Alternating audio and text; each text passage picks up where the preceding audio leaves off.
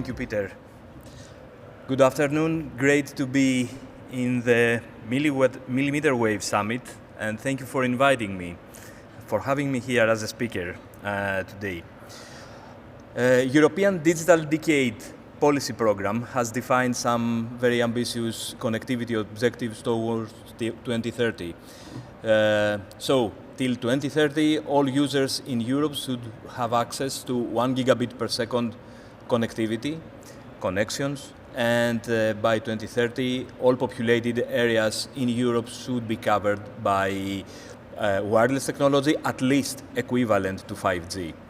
And combined with these connectivity targets, we should always have in mind our sustainability targets. Europe wants to become a climate-neutral continent, a climate-neutral region, the first in the world by 2050. And this means that gas emissions should be reduced by 55% by 2030. So 55% compared to 1990 levels. So all these are very ambitious objectives, and in fact, we are talking about a twin transition, digital transformation and green transition. So we should not care only about making our networks faster, but we should also care about how many joules are consumed for transmitting our data. 5G is, of course, a key component in our connectivity future towards 2030 and beyond, and represents a paradigm shift on how we plan and how we deploy wireless networks. And 5G, in my opinion, is more about rethinking our network infrastructure and less about rethinking our mobile phones. 5G is more spectrally efficient compared to 4G over low frequency bands, but it is more efficient in just an evolutionary way.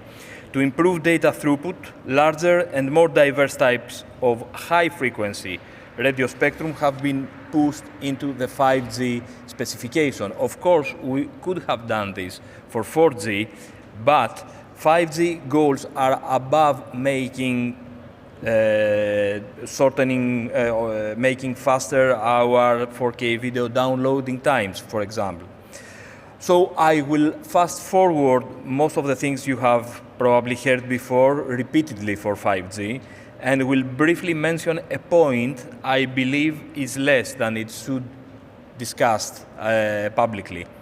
The importance of radically change the way we plan and develop radio access network and the definition of this architecture when it comes to 5G, both in terms of embracing mmWave band, but also in terms of moving away from the macro cell big mast base station.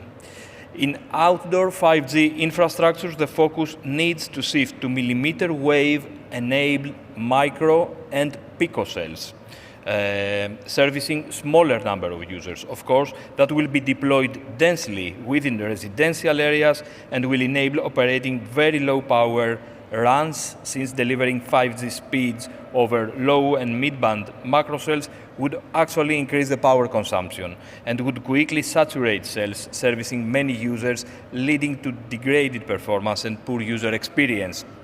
So it's both about power consumption and performance user experience. mmWave micro and pico cells, on the other hand, will allow us to reduce the transmitted power at radio level by roughly 4 times and network overall power consumption by even 80%, enabling the development of green base stations, which could even operate on renewable energy collected at the point of use with the help of a small power storage system. Moving away from the challenges related to the technology itself, there are a number of challenges related to policy and regulation that need to be addressed as well in order to allow efficient deployment of 5G mmWave in the field. Which should our priorities be in this area? First, evaluation frameworks. In the early stages, we need to create appropriate environment testing zones for evaluation, which is a key for the efficient adoption of the technology. A framework for pilot projects including zero-fees spectrum licenses, Simpler radio equipment licensing processes, simpler right-of-ways granting procedures are some examples of such an environment. Second, spectrum licensing. This is more general issue, not specifically for millimeter wave, but the development of friendly spectrum assignment procedures is also key for millimeter wave deployments. Reasonable spectrum valuation, reserve prices, assignment of contiguous blocks of spectrum, and limited, if possible, no coverage obligations can be some key ideas in this direction. Third, easy licensing of radio equipment installation.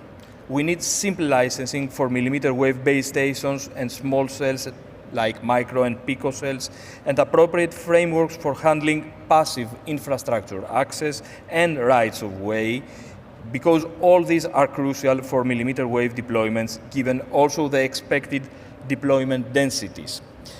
Fourth point, flexibility on infrastructure sharing initiatives. Infrastructure sharing is an important tool for reducing deployment times, costs, and environmental nuisance, given the base station densities expected for millimeter wave. Fifth, EMF. Contrary to popular belief, by carefully planning the use of millimeter wave spectrum can contribute in creating safer EMF environments. Through the use of millimeter wave bands and small cells, we can deploy hyperdense 5G networks with small cell antennas having their radiation lobes along street plates only, making all non-public space effectively a zero EMF zone.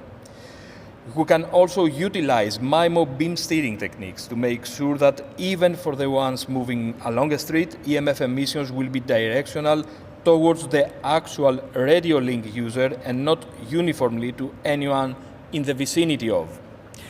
This is an expected side effect finding we expect to see by carefully monitoring antenna output power levels in the future, which will of course remain a regulatory must.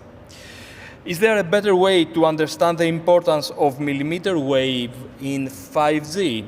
Yes, it is by considering 6G.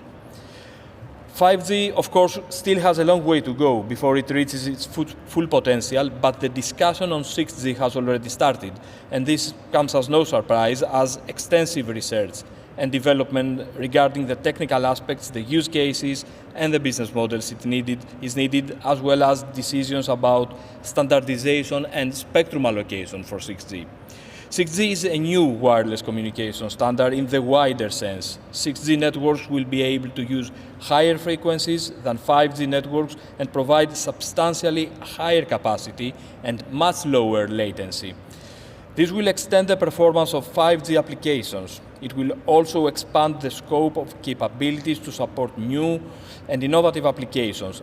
6G, I believe, will also be the first radio technology that will extensively utilize AI techniques in its core network and RAN orchestration, in signal conditioning, power savings, and even more. As with 5G evolution, the trend for 6G will be towards increased bandwidth, increased coverage, increased volumes of data. Lessons learned and to be learned from 5G will still be relevant in all key forms. In industrial use cases, coverage and mobility, applic performance, and even more. But if there is one area that stands out as a clear winner, a must learn in 5G to properly move towards 6G, this is for sure millimeter wave band utilization.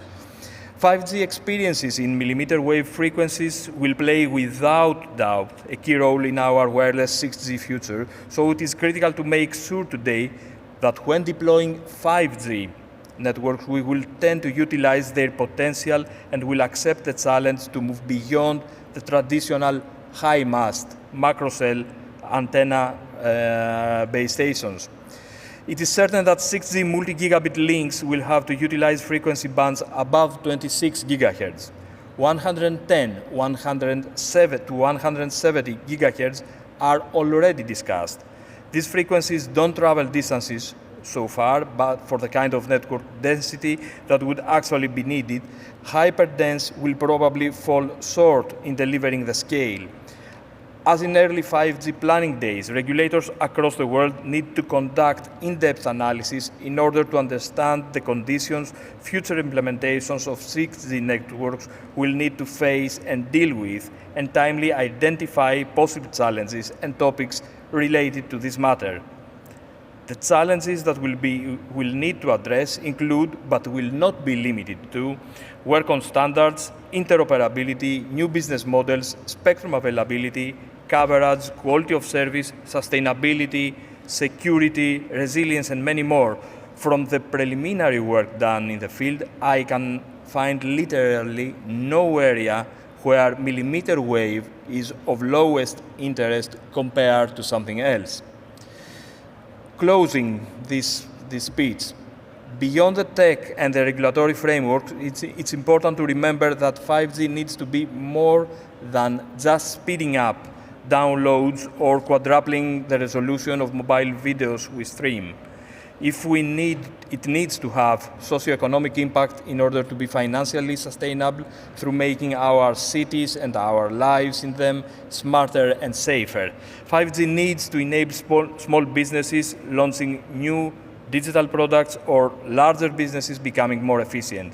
It also needs to contribute in significantly improving the network's own efficiency by advancing network continuity, resiliency, lowering latency and reducing power consumption, that is, contribute towards building sustainable and environmentally friendly telecommunication networks, which, as I mentioned in the beginning, is one of our key strategic objectives in Europe, but in the whole world.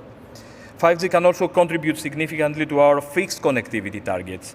Even though FTTH technologies are believed to be or promoted to be the choice for fixed connectivity, I think fiber to the most cost-efficient point will be the way to go. If we really want our 2030 connectivity objectives and vision be successful, fixed wireless access technologies need to be added in the access mix as well.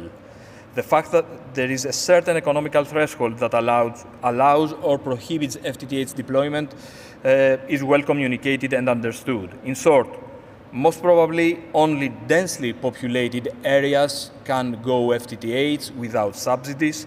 Fixed wireless access can pick up where FTTH is prohibitively expensive by 5G modems going stationary, yet another call for mmWave use. So, closing, the deployment of 5G mmWave technology is a key enabler of the digital economy with the potential to unlock new opportunities for innovation and growth. Thank you.